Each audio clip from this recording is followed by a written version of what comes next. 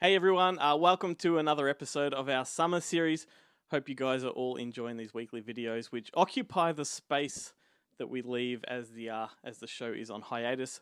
Of course, Good Movie Monday will be back on March the 1st, so put that one into your calendar.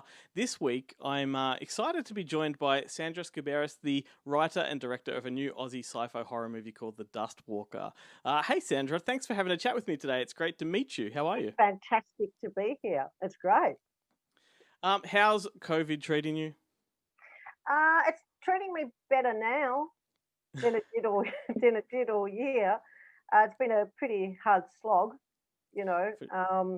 It's been really interesting, hasn't it? I mean, I And, know everybody says the same thing, but whenever I talk to writers or directors anywhere, I mean, I yeah, know I should say it's been a great time to develop projects and stuff, but I think it's just been a really hard slog in Victoria.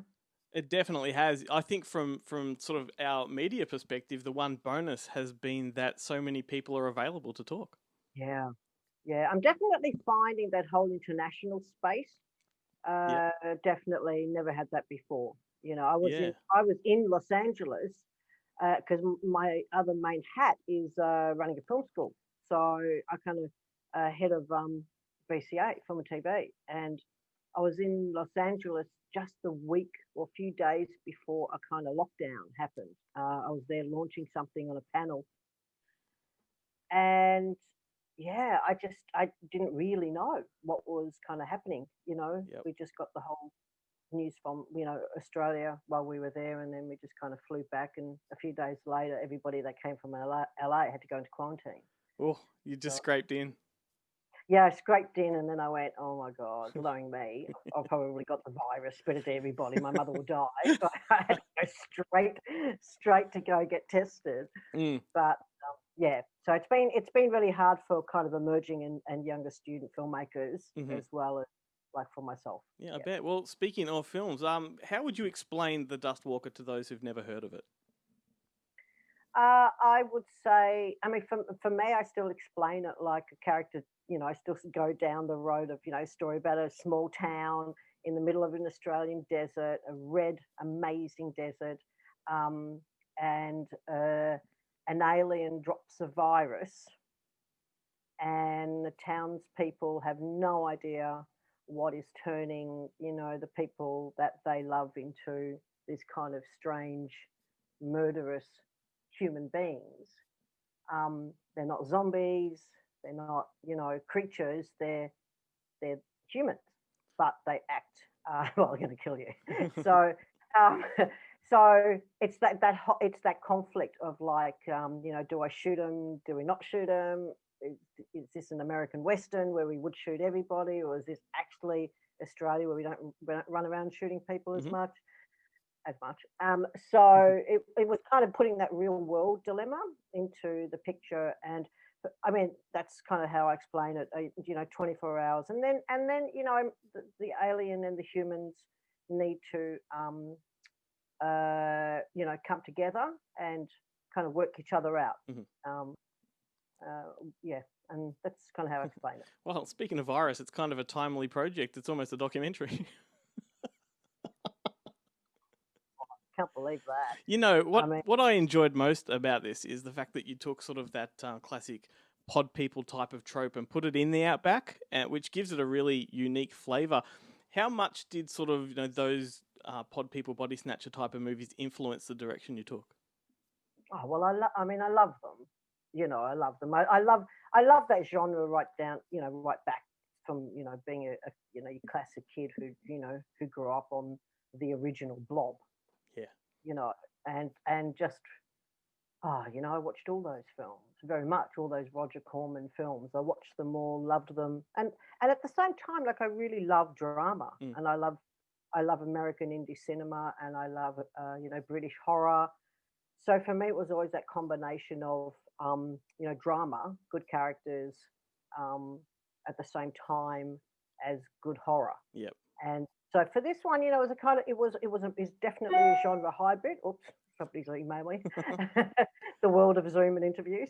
Um, I, I needed a hybrid. I wanted to play with it. I wanted to play with um, where I traditionally come from, which is kind of drama, and then and I wanted to use landscape really well, so I set it in an incredible, place, the town of Kew, Mm. out in the middle of WA, extraordinary little town, and and my one of my favorite genres is monster movies. Yeah. So I had that real that real combination of like alien dash monster, and I ended up with a monster. I say this a lot to people. I find it quite fascinating that so many filmmakers of, all different genres all come back to horror, when they say where their influences come from. Quite often it's, they're the films that got them started or interested. It's really, I think it's because I don't know. I mean, yeah, it's weird, isn't it? I think it's just I don't know. We like being scared, or we're just really interested in the craft of it and watching melodrama. It's probably And also, it's melodramatic, yeah, you know. as teenagers, it's probably like the first time you can actually see how things are done and made, and it's an And it's young education. people. Yeah, Yeah, and I also think like, the audience is young. So when you're young, you're kind of attracted by that as well. yeah, So for me, it was, like I said, it was that early, 50s, Roger Corman kind of esque films, yeah, down to, at the same time watching, the best of James Dean movies and that whole world of Steve McQueen and yeah, one of my favorite actors, Steve McQueen. So it's yeah, it was that great combination, I think. And yeah, I think horror, you fall into. I mean, I wanted to make horror from or sit in the world of kind of sci-fi horror. yes, Not just horror. When I say that, I'm talking spaceships. I mm-hmm, mean, I would go into sci-fi, um, a lot faster if I could. yep, yep, I mean, I really that's kind of where what I love the most. sure. And when I Aliens and The Thing and all those brilliant films that changed everything. Yeah, and on that, this movie is very far removed from your previous films, especially your last one, which I believe was Surviving Georgia. Um, what was the catalyst? What inspired the shift in genre?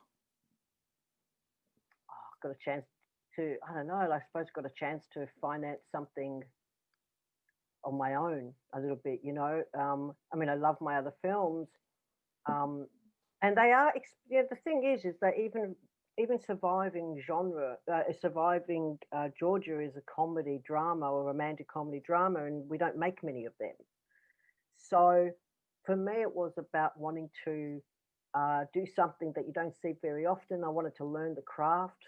So for me, I feel like and maybe that's because I'm an Australian filmmaker, and I mean I had sci-fi scripts before I made the Caterpillar Wish, but it was Caterpillar Wish that got financed. Yes. So it's kind of like, oh, okay. So I went down that road, and then I brought it back to this kind of genre when I suppose when I was in a position Yeah. after a few films. I talked to some people, and I was in a position to get something that I wanted to get made, and I wanted to learn. Like I really wanted to learn visual effects. Sure. I Yeah. wanted to backtrack just for a minute because this just came to my mind. When I first saw Surviving Georgia, the one thing that struck me about your filmmaking, I had a film teacher. I did film school in Canada, and my film teacher was Sandy Wilson, and she made movies called American Cousins or My American Cousin and American Summer, all that kind of stuff. And I remember seeing your film and just thinking how similar those sort of the Canadian and Australian sensibilities are when it comes to this stuff. Yeah, yeah, and I always, yeah, that's true, isn't it? I mean, and I always set films in small towns. Mm, I don't know why I did it with the Caterpillar. I did it with all my films. Have yeah. all been set in a kind of small town, and I always have that little Canadian, township or American sensibility in my work as well. Maybe that's just the way I write as well. Do you think Yeah. the reason you chose sort of small towns to put the films in is just for practicality? Like what inspired that? I think each one is about landscape. Mm, Each one.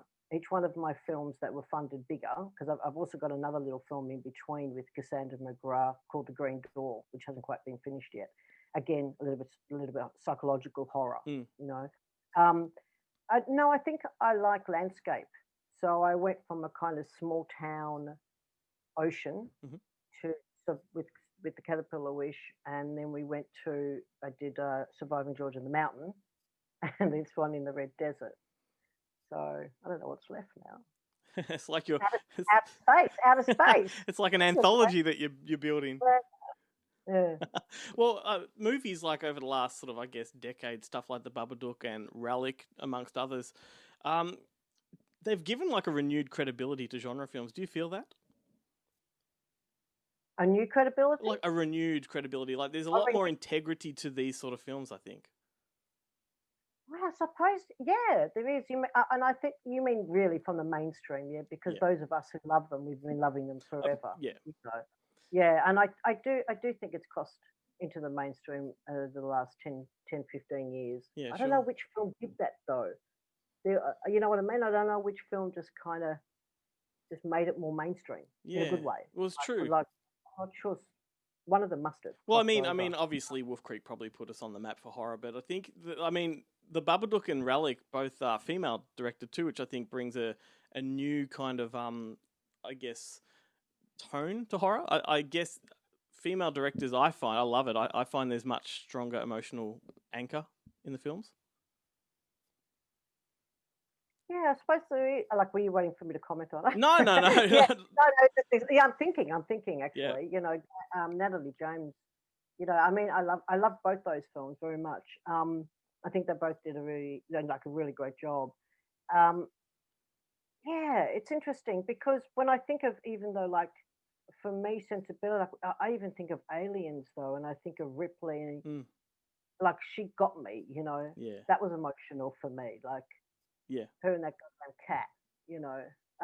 So yeah, horror's emotional. Yes, maybe for sure. It's because we're always getting murdered in them. So yeah, no, that's a good point, because I never used to. I still don't particularly like drawing a distinction between the genders when it comes to making films. But you got now film festivals that are orientated towards female filmmakers and really strong, prolific names coming out of it. And yeah, I just when I get an opportunity to talk to someone like yourself, I just wonder if you recognise there's a big shift in the movement when it comes to horror and female directors in Australia anyway. In Australia, there is. Like, I mean, I'd love somebody to go out there and work it out, but I feel like there's a lot of Australian women doing it on a scale, like on the scale of here to the rest of the other countries. Yeah. Yeah. I mean, I don't see too many. Yeah, it'd be interesting to kind of do that. Well, yeah, it's rare. It's rare that you could call Australian filmmaking progressive, but there you go. Well, how did the Dustwalker come about? Like, was it your conception from the start, or how long did it take to get off the ground? Yeah, yeah, it was. It started. I mean, actually, it's a funny story how it started. I had to watch a whole. So stupid, but I had to sit there and watch one summer every single episode of Lost. Now, if anybody who knows Lost, this went on and on and on, and I had to do it because I've got two amazing sons, right? Mm-hmm. So I had to watch Lost, and we all got stuck into that. And somewhere between, I don't know what bloody season it was, I started seeding this idea of an alien accidentally dropping a virus that they didn't have to clip. And I don't know why I came up with it, but I started writing. And because there was a lot of episodes, I just kept writing and kept writing. And I started to think about, I just had to sit on my couch and write for like that summer. Mm-hmm. And then I thought about Tremors, and I started to think about, some of my favorite kind of films, and I thought about the Crazies. So as I was writing, I was just thinking about these kind of films. My original draft was like, I don't know, $100 million with an extra 20, 30 pages of sci-fi. And when anybody sees the film, you'll know that I'm sure there was something else supposed to happen. It was like this big mega stuff. So I just kept writing. And then I kind of honed it in and focused on the characters of the sisters, the characters of Samantha and Joe and it kind of became more of a character film. So I thank Lost for their ridiculous amount of episodes and being forced to kind of sit in a chair and be mum for a whole Yeah. summer and not travel and just do what I should do once, in their lifetime. So Yeah. we did it. And and thanks to Tremors. I'm glad you brought Tremors up. I had a chance to interview Michael Gross a couple of weeks ago about the new Tremors, and you bring it up now, and I didn't even click to me that there are similarities between your film and that. Theirs is better. But having said that, I've got other stuff. But they're great films, aren't they? That's just a great film. Absolutely. Yeah, I Um, love. was there any notable challenges in making sci-fi as opposed to the romantic comedies and dramas that you've previously made? The challenge that well, I suppose we have to talk about like the visual effects. Mm, There are challenges in the genre in itself. yeah, You know, and in the action sequences, me always wanting more yeah, and more people flying and bigger and more, and then time and restrictions getting smaller and smaller, yeah, and so now all of a sudden we had to get a second unit in because you just go, oh my god, we've got to shoot this thing in 20 days. It's like so there was a lot of that. So I just found those sequences not more difficult at all, but just not even I needed more prepping. I just needed the stars to align a little bit better. mm, That's yeah, probably the way I can put it because every film will have something, yeah. you know. Is it, And yeah, when it comes to like the visual effects, on a film like this, with a smaller budget than your typical sci-fi movie, is there any anxiety there where there's supposed to be a special effect as you're filming, but whether or not you can pull that effect off in post? in this case, I had 100% CGI monster, Yeah. and I've got to tell you that was interesting.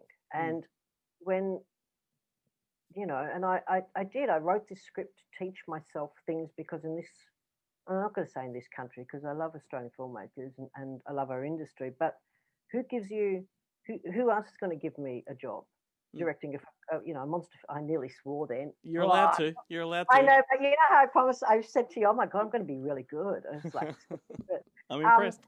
I'm impressed. So it's like who's going to teach you that? Mm, So you have to write things and finance things, and I really really wanted to learn how to shoot 100% CGI. So I was really glad I had post production team with me, and mm, I had you know the right DP and gaffer, and we all worked together. And the any questions that I had that I didn't have the answers for, there was somebody else that was there that would help me work out green screen out in the middle of the desert. mm. So there were some sequences like that were again not difficult. I just wish I'd had my head around it a little bit more, and and maybe that's the problem. We don't make enough films. Mm. I wish I had. I mean, putting on my education hat, I wish I had half a dozen younger emerging filmmakers who love the genre right next to me, Yeah. learning what I just learned. Mm. Because you just it shouldn't quite be like this, you know. So, but I had some great, I mean, the great actors, just running around going, there's the alien, there's the monster. Well, I'm not saying this because you're right in front of me, but like it doesn't show that you were learning as you went. It's a really effective film. Yeah. Yeah, thank you. I mean, and look, I've spoken to a lot of directors that have suddenly got themselves thrown onto big action films. And I think as long as we know how to direct drama and we understand character and story and we understand how it all fits together in the editing room, Mm. you'll make, you should be okay. You certainly shouldn't be afraid of it. Yeah, yeah. My next question is going to come out completely wrong. But this will. I'm a big fan of movies that feature kids being put in danger or killed. And not because I'm a psychopath, but because it takes a lot of audacity and courage to put that stuff on film.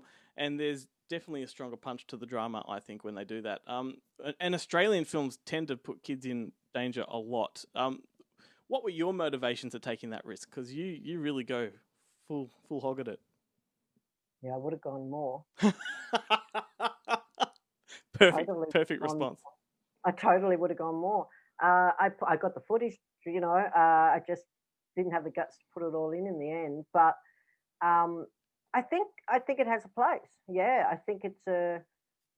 I think it just works. It just raises the tension, and it's spooky, Mm. and it's wrong on so many levels. Yeah. Don't mess with kids, Yeah. you know, and and we know that the world does. Yeah. And so in this film, I messed with it in the worst way possible, and yeah, I thought it was a great. I think it's a great scene, and I think it's one of my favorite scenes. And there was a lot of kind of tossing up. What do we see? How much do we see? Mm. And I had a couple of different versions of how you see it, Yeah. Right. um, and I opted for for what I had. Yeah, You know, for sure. I mean, American films don't do it, and I think back to like Aussie genre films, back to like Dark Age, where you see a crocodile completely just grab a kid and drag it into the water. And recently, not that it's a horror film, but The Nightingale. Like we've got this way of putting that stuff on camera that I guess just really connects the audience with it a lot stronger. yeah, I mean, I got a lot of It was interesting in America. Um, it certainly had its. It, I don't know if it went down very well, that scene in particular. But all I kept thinking was, dude, I've seen a lot worse. Yeah. And you're lucky you didn't have it my way because it would have been a lot worse. But yeah, and I pulled back, on a couple of the other murders, killing scenes. Yeah. But it's not a bloodthirsty film. No. So as you know, like it's not a film where, I mean, the poster. I mean, I love the poster, but it's not bloodthirsty. It's not a zombie film. It's Mm. not a film where everybody gets kind of eaten. Yep. Um, maybe in my next one, but it's not. It's not that. I probably, if anything, I would have had it just a bit more violent. Yes. I Yes. just more a little bit more violence. I think it would have been cool, but I think it would have really fitted the film. But I like, but I I like. think your balance is great. And you mentioned screening this in America, and I was wondering, and you also premiered this one actually at Monster Fest, I think back in Yeah. 2019, and I know that went very well. But have you had much of a chance to show this around the world before the pandemic hit? And what's the response been like? Yeah, it's been really interesting. I mean, it got released in yeah, it was a strange time really. It got released in Japan, I think in December, Hmm. November, December, Yeah, yeah. Japan and Vietnam. Uh, I mean, I wish I could show you the Japanese poster. I've never seen anything so cool. And my name was on the front of it. Wow. Somebody said, "That's actually your name." Because I said, "What the hell does that say in Japanese?" I said, "That's your name." So it did well. It did very well. And then the UK, and they changed the name in the UK, which I didn't know Mm. until a little later on, and that's really cool. Um, and then it got launched in America in March, and I Nice. went to the Boston Sci-Fi Film Festival, and then it got released in America. And I think it felt like it was pushed up Yep. because of the virus. It sort of felt like it was pushed up. Mm. It was going to have a little indie release, and then we were going to come back here and have a run off. The American release. I was in the States at the time, and they were going to come straight back here and release the film theatrically, Yeah. and see how it goes. Yep. You know, a little bit of a marketing push. You don't know with a film like this, but we had confidence that it would hit a good small indie, kind of theatrical release. And then kind of COVID hit, and that changed everything for me, for a kind of smaller picture. Yeah. Sure. And then we had to have a theatrical recently over the last few weeks, Mm. and that was because I think it was just we really had to wait for borders to open up, and Yep. being in Victoria kind of got very stuck, and we thought it would be better if I attended. Mm. Well, so we kind of went to Brisbane, went to South Australia, screened somewhere in New South Wales, and then a little bit of Perth. So it did a circuit, which was Awesome. great. Yeah. What was the UK title? I knew you were going to ask me that. All right, it's on my Facebook page. Alien something. I forgot. It's really cool though. I can't believe I don't remember. That's okay. Was it Alien Parasite? Did I see that? Yes. Yeah, Yes. I did see that. Yes. There we Which go. actually I think is a really good title. Yeah, it is. It's a really good title if you see the film. Yeah. I thought that's clever. That's clever. And it had a few different posters, which I thought was interesting as well. And the audiences, the theatrical audiences for any kind of, people like us who love this genre, the audiences were mainly women, right? So Jolene Anderson is great on that poster, and Steph Dawson, and it was mainly women and a few guys like you, kind of thing. So we had a really lovely mixture of people in the audience. So I thought that was really interesting. That definitely is. Now, before I let you go, you did mention earlier that you have a film called The Green Door. So I was wondering if you're currently working on something. So I guess that's the answer, and what it might be. I've got to finish that film. It was independently financed, and Cassandra McGrath, who was in The Dustwalker. Yep. And Wolf Creek, and And Wolf Creek, I mean, I love working with her. I mean, my whole cast is amazing. Steph Dawson is awesome. Rick Davies, the young ones, the so-called teenagers who all look about 28. On the balcony? On the balcony. They were awesome. Yep. Look, I've got a couple of different films now. I've got a year off in life, so I'm just going to focus on directing, pitching my projects. I've got like a, kind of a little pilot to shoot in the world of like demons and angels. That's pretty cool. And I've got a little web series that I want to knock off as well, which is in post, sci-fi. Yeah, right. So which are all kind of pitch documents for bigger projects. Well, I look forward to it. And for everybody watching, The Dustwalker is available now on DVD to own through Umbrella Entertainment. Highly recommend you do get a copy, and I encourage conversation on this video too. So if you drop some comments in the section below the video, you go in the draw to win a copy yourself. But anyway, Sandra, it's been an absolute pleasure talking to you. Thanks so much for making the time. No, thank you. It's been good fun. Dustwalker is fantastic. I can't wait for the next one.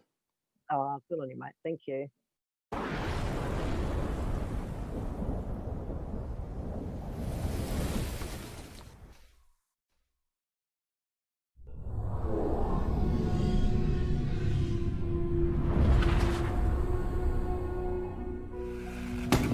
This town is not going anywhere. I came back, didn't I? Came back because your sister got knocked up. How long did you say this has been here? It wasn't here yesterday. What's your theory then? What's Anthony doing?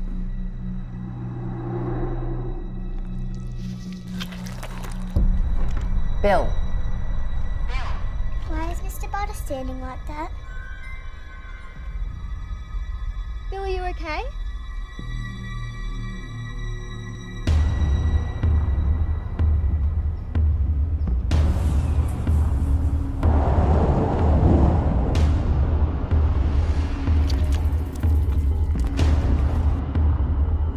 What's going on, Joanne?